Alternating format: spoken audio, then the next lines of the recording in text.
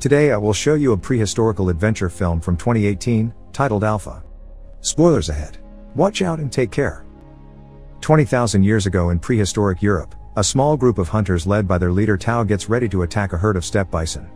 They create a wall of spears that causes the bison to stampede off a cliff, but 3 of them stay back, and one particular bull goes after Tao's son Keta. After savagely hitting him with its horns, it drags him to the edge of the cliff, where Keta falls to the abyss after Tao hits the beast with his spear. This all begins 1 week earlier, when the teenagers of the tribe are tested on their spear-making skills. The only ones to pass are Keta and his friend Kappa, so they will be brought to the last hunting expedition before winter comes. As part of the ritual that marks them as adults now, they also get beat up by the other men to learn that pain will journey with them, and they are blessed by the local shaman by the campfire. Later, while pretending to be asleep, Keta overhears Tao and his mother Ro talking.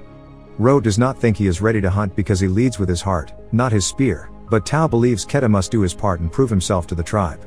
The next morning, the hunting party leaves after saying goodbye to their loved ones and getting the shaman's blessing. Ro even gives Keta an extra piece of fur as a safety token.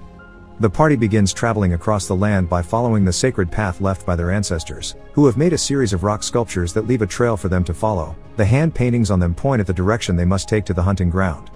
During the trip, they come across another hunting party led by Zai, an old friend of Tao's who has recently lost his son. Both parties begin traveling together then. Whenever he has the chance, Keta tries to prove himself to his father, but he is not able to start a fire and cannot bring himself to kill the boar the other men capture, so he feels like a failure.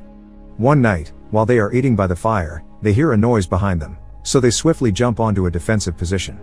When nothing comes, they quickly relax, which proves to be a mistake. A cave lion suddenly jumps out and snatches Kappa, who it takes away to feed on.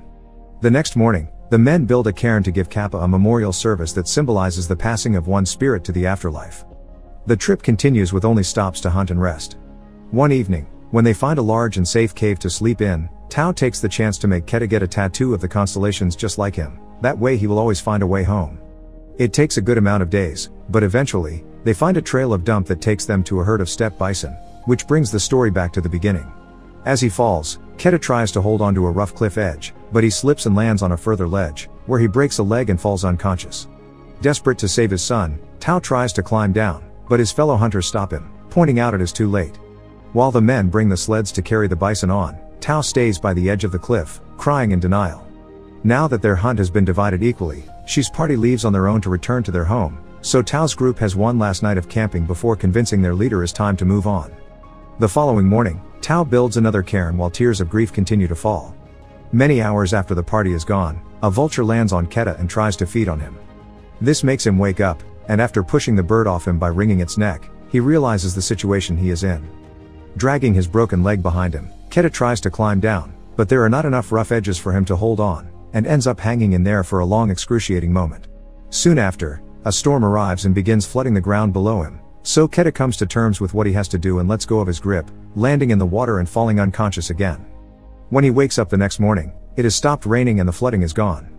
After drinking water from a poodle and splinting his injured foot, Keta slowly makes his way back to the top of the cliff, where he finds the memorial his father left for him.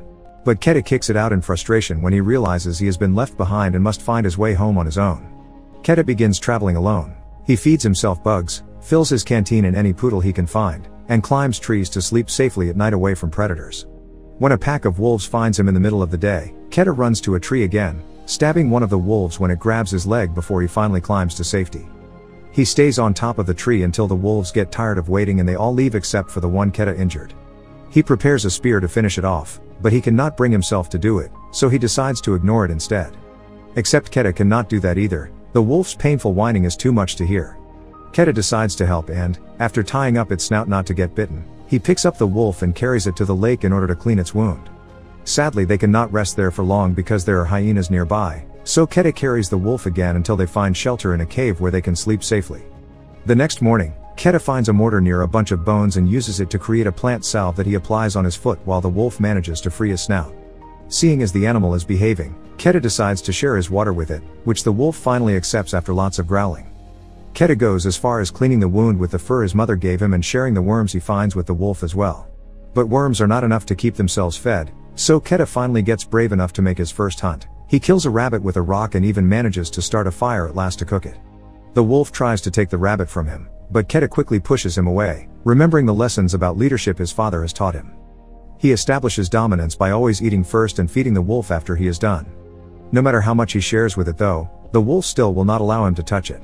Winter is quickly approaching and Keta must find a way home before snow begins to fall. He does not think he can make it without his father, but he has to try. After putting together enough supplies and struggling with the wolf to get his fur back, Keta leaves the cave and begins walking his way back, feeling frustrated because the wolf will not stop following him no matter how many times he tells it to go away. Eventually, Keta gives up and accepts the wolf as his new travel companion, even training it to come over when he whistles. Their first attempts at hunting together are a complete bust, but after a few tries, they manage to find a way to sync their attacks and get their prey without too much effort. At night, Keta double-checks they are going in the right direction by using the constellation tattoo on his hand, and the wolf begins sleeping next to him, even allowing him to touch it now that he has gained his trust. After an afternoon spent in the lake bathing and fishing, Keta decides to name the wolf Alpha. Their trip is taking so long that winter finally catches up with them and snow starts to fall. One evening while they are eating by the bonfire, they are approached by a pack of wolves that turns out to be Alpha's family.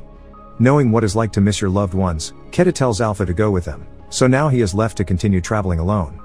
As time passes, snowstorms become more common, so Keta is having difficulty making much progress each day, especially when he has a devastating dream of Tao arriving home and giving Ro the bad news.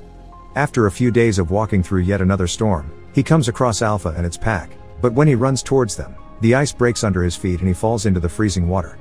As his mother's fur and most of his equipment float away, Keta hits the ice with his knife and manages to break enough to let Alpha drag him out.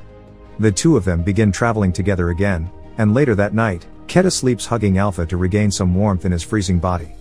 After advancing a few more miles, they find a trail of tracks that they follow to a hut, but sadly, the owner has frozen to death.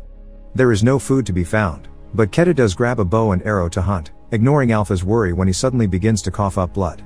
Sometime later, the duo finds itself between a rock and a hard place. There are hyenas following them but also a very dangerous storm ahead of them, so they run until they find a cave to hide in.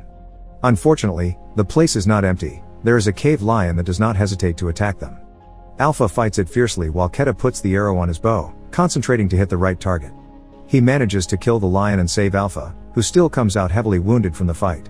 When they go back to very slowly traveling in the middle of the snowstorm, they find the sculpture that marks the sacred path, so Keta knows they must be close. His hope gets stronger when the northern lights appear above them one night, a sign that his ancestors must be guiding them. However, Alpha is too weak to keep going, and one day he finally collapses. Not wanting to leave his friend behind, Keta begins to carry the wolf in his arms, ignoring the fact he is also weak and continues to cough up blood. The conditions are so harsh that Keta eventually collapses as well. But then, he finds encouragement in a memory that comes to him in a dream. It is the conversation he overheard his parents having the night before they left. To help Ro not to worry, Tao had told her Keta is stronger than even himself knows. With newly acquired strength gained from his father's belief in him, Keta wakes up and picks up Alpha again, carrying it through the storm until they finally make it back to his tribe.